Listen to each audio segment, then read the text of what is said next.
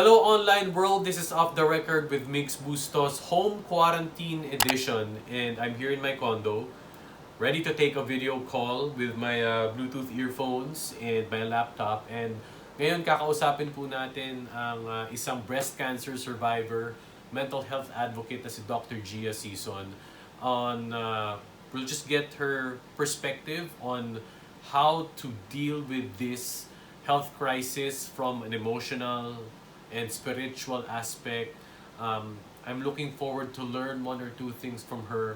Kasi hindi natin alam kung kailan ito matatapos eh. I hope that everybody's safe. We may feel a little anxiety. Sana naman walang depression. And I hope you get to learn, we all get to learn from this chat right here. And I hope you enjoy this video. So guys, this is Off the Record again with Migs Bustos, and I'm with Doc Gia Sison. Hi Doc Gia, how are you? Hello, Migs. Surviving, Doc, thriving. thriving. I understand, Doc, that actually your clinic is in Makati Med. Oh, yeah! Kamusta naman ang situation ngayon sa Makati Med, of course? Full house. Full house, and then mobilizing na more doctors. Medyo hirap lang talaga kami sa PPE. I think all the hospitals hirap sa mga mask, full gown. So we're trying to limit the use. So yun. Yeah. But we're basta just stay home, guys.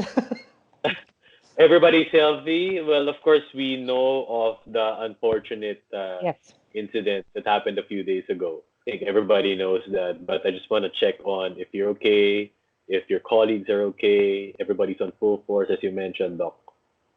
What happened a few days ago kinda caused panic.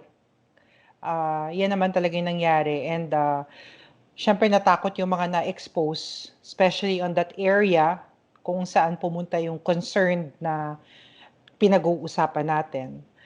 But we just had to talk to them and tell them that we just have to monitor. Natapos na yun eh. So, di ba ganyan naman yata ang buhay eh. May mga nangyayari that's out of our control, but we just need to be careful and extra vigilant. Yeah. Okay. So, Doc, for the benefit of our viewers, I know your husband's a doctor also. Also in Makati Med? No, he's in No. FEU. In FEU. But for the benefit of our viewers, of course, with this crisis, kumbaga, sama-sama na talaga lahat eh.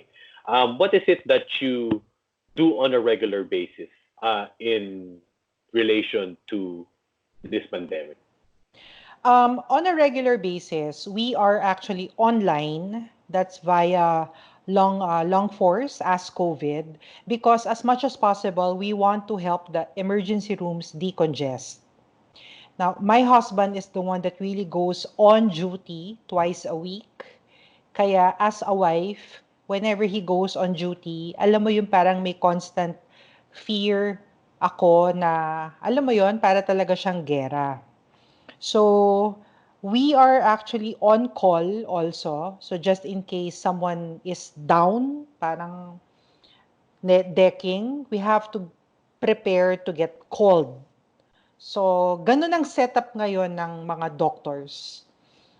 Tapos, yung iba unfortunately talaga madami na naka-quarantine. That's why we really need the extra force as we speak ngayon. Yes, there's every day there's anxiety, every day there is uncertainty. And then when you get home, you also have to ensure that your family is also safe from the exposure. So, madaming uncertainties, and nakikita kasi rin namin yung nangyayari, and of course, death will never be normal for us. It's not something na, may nagtanong nga sa akin eh, Doc, nasanay ka na ba sa kamatayan? Never. In my whole, more than, sige, ilang taon na ba ako? 49. In my whole med life, I have never gotten used the sight of death. It is always something that is painful.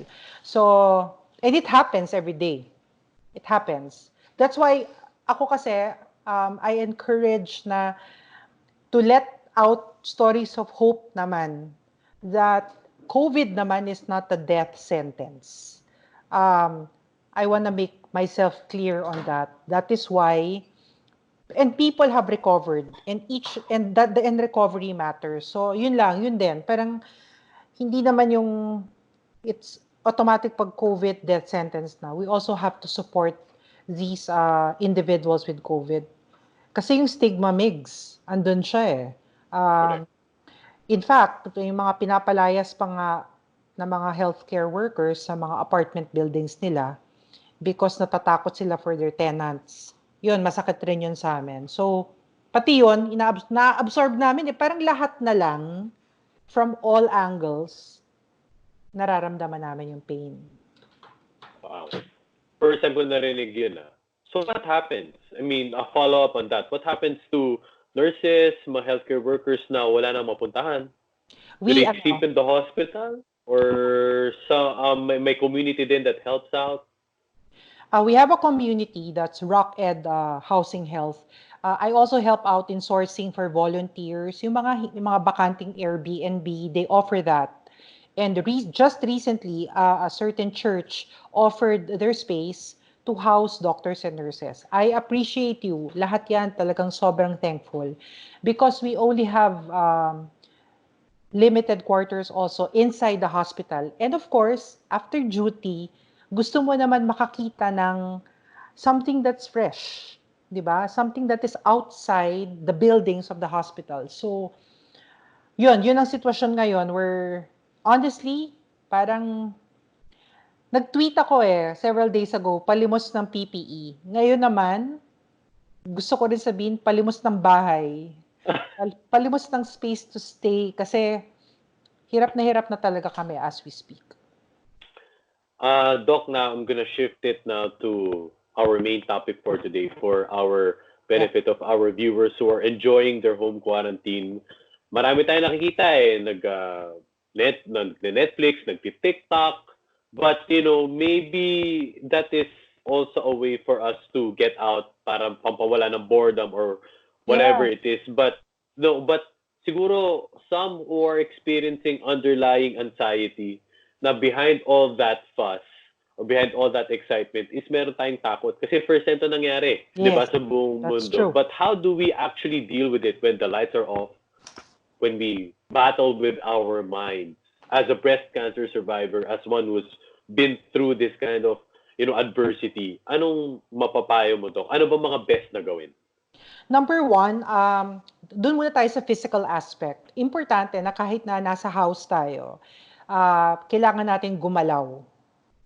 We need to physically move.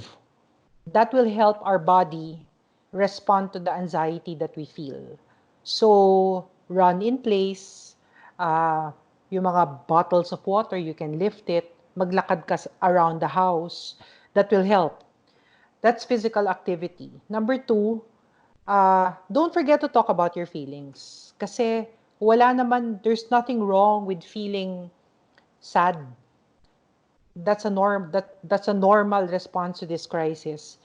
But it's another thing to talk about it. So I think importante, Migs, na pag-usapan natin kung ano yung talaga nararamdaman natin. Now is not the time for us to keep feelings because we're all in this together.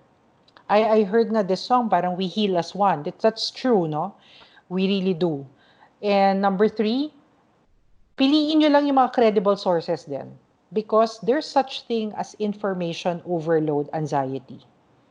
Yan yung mga ang dami-dami nating pinapakinggan na 80% fake news, 20% ang legit. Doon tayo sa 80%. That's why it's adding up sa ating burden. So I think choose lang yung mga credible sources and then stick to that.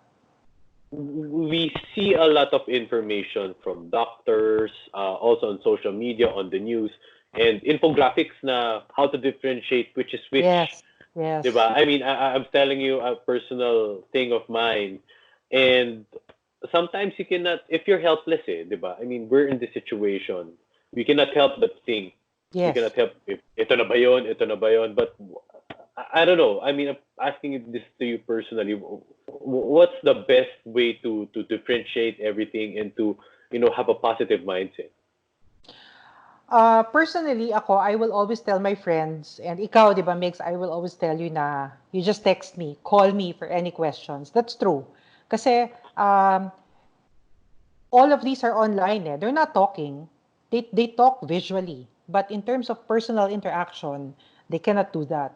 So it's important that you identify your anchor, kung saan ka tatakbo, and when you have questions, you just reach out. That's why nga parang I always remind also my friends that I'm just here.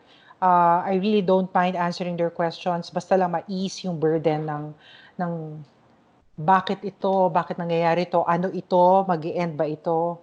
So, ayun, that's it. Parang support system. That's very important. From a spiritual aspect, Doc, when you had your own adversity, how did you cope with it?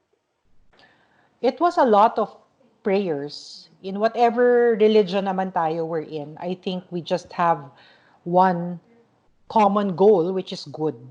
That helped me get through the pain of cancer 7 years ago. Now, it's the same. No, we find ourselves at the start of the day, parang wala talagang parang iso-surrender mo na lang siya because someone there will hear us in the long run. Yun yung sinasabi ko na matatapos din ito. That's what that's what we always tell ourselves as doctors, nurses, medtechs, radtechs. Matatapos din ito. For today, laban. Bukas, panibagong araw. Yun. Take it one day at a time. Do we see this, I mean, from a medical perspective, meron na bang light at the end of the tunnel? I mean, in the Philippine setting, what can we more or less look forward to? I just got news from a credible source, media source, that may dumating na testing kits as we speak. So, we're expecting more testing available. So, that is one light. Parang konting lights kasi, konting mga glimmer of hope, kinukuha na namin yun para at least ma-push kami. So, that's one light.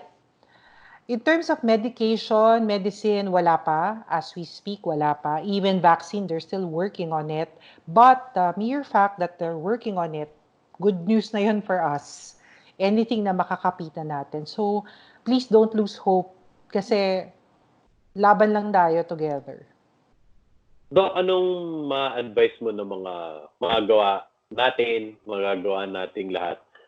No, besides from what you mentioned also, from a physical aspect, but maybe your own tips on how to be productive, on how to help others, on how to, cope with this and fight this day by day.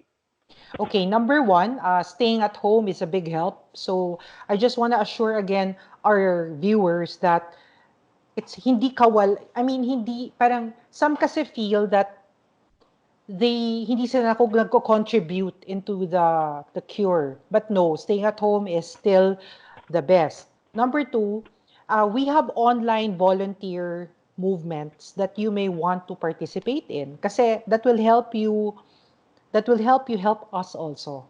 Tapos number three, I'm nakakakita na rin ako ng mga nag-o-offer ng free art classes para lang malabas sila yung creativity nila. I think that's also one way. And of course, connect to your friends also. Parang mag-set kayo ng regular time online na parang usap lang kayo. Kasi lahat naman online ngayon. So I think that's my own way of that's my advice for now. Lastly, Doc, ikaw personally, what's your own realization with this, with everything? Maybe in your field, family, life. Ay nako, madami akong realizations, but life is good talaga, and after when all this is over, di ba sabi ko nga, Migs, when all this is over, mag-dinner tayong lahat. Parang nakakamiss Correct. na yung face-to-face interactions. I think if there's one thing I realize, it's really the value of human interaction. Because everything is online eh. Nakakamiss yung talagang in-person kayo nag-uusap. And I realize that there's so much strength in just keeping a mindset of this will end soon. Kaya natin ito every day. Basta just be a contributor of good feels rin. With of course without disregarding those who really need help the most. All right. Doc, lastly, I'll let you plug if there's anything that needs support. Sabi mo nga, mga volunteer programs, if there's any way that we can contribute, paano ba, Doc? So on Facebook, I'm part of the group Frontliner Feeders Philippines. So you can contribute and do your share. Ito naman, we give food for all the frontliners in all hospitals. We already have a Bacolod arm. Number two, if you have transportation, you can offer your services in hashtag RockEdCarpool. That we are on Facebook also. And if you are an owner of a unit, or again, di ba sabi ko sa iyo, mga pinapaalis na frontliner sa kanilang place of stay, you can reach out to me on RockEd Housing Health, also on Facebook. So I can help find you a place to stay. Even man lang dito sa quarantine period. They can also message you on Twitter, on Instagram, di ba, Doc? Yes, please. At Gia Sison on both platforms. I answer naman when I can. And I'll answer you, promise. All right. So there you have it. Doc Gia Sison. Doc, ingat mo kayo. Thanks for taking our call. And laban lang. Thank you for being our frontliners, and stay safe and God bless. Doc Gia, thank you so much. Thank you, Migs. Thank you. Take care. Thank you.